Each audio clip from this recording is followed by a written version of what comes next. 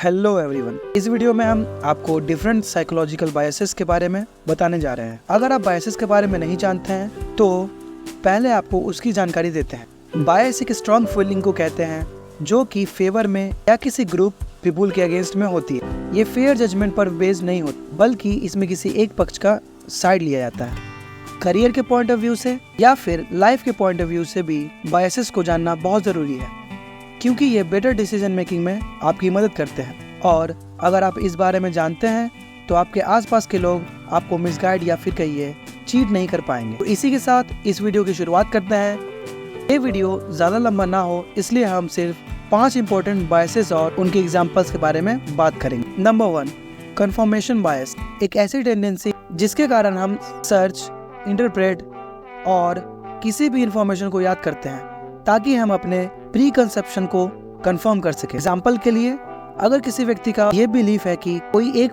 Particular diet ही effective होती है, तब वो सिर्फ डाइट की पॉजिटिव रिजल्ट की स्टोरी देखेगा और साथ ही साथ मिलती जुलती नेगेटिव चीजों को इग्नोर कर देगा, जैसे कि वो एग्जिस्ट ही नहीं करता। नंबर 2, रिलेबिलिटी बायस।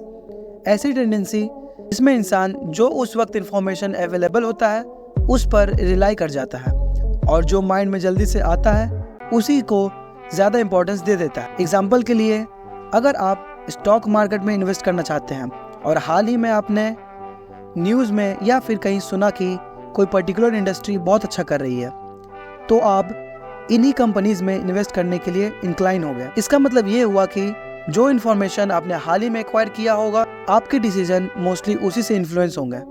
नंबर 3, एंकरिंग बायस।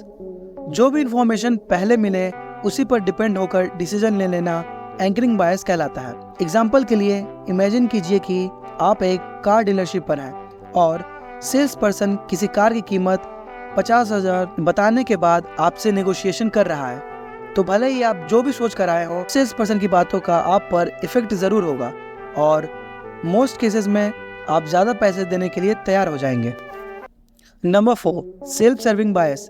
एक ऐसी टेंडेंसी जिसमें जो भी कुछ अच्छा हो उसका पूरा क्रेडिट अपने आप को देना, लेकिन अगर कुछ नेगेटिव हो जाए तो उसे एक्सटर्नल फैक्टर पर टाल देना सेल्फ सर्विंग बायस कहलाता है। एग्जाम्पल के लिए, अगर कोई एक इंसान एक पर्टिकुलर टास्क में सफल हो जाता है तो वो अपने एबिलिटीज को क्रेडिट देता है और कहीं अगर फेल हो जाए तो एक्सटर्नल फैक्टर्स या फिर बैड लक को ब्लेम करता है। Number 5, cognitive dissonance.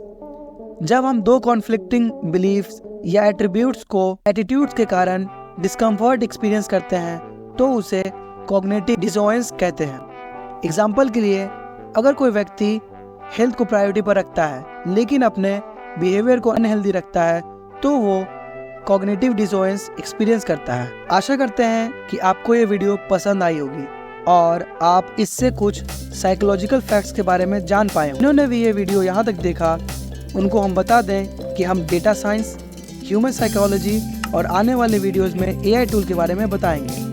इसलिए अगर आप ऐसे टॉपिक्स में इंटरेस्ट रखते हैं then don't forget to subscribe our channel. तो मिलते हैं अगले वीडियो में, तब तक के लिए थैंक यू।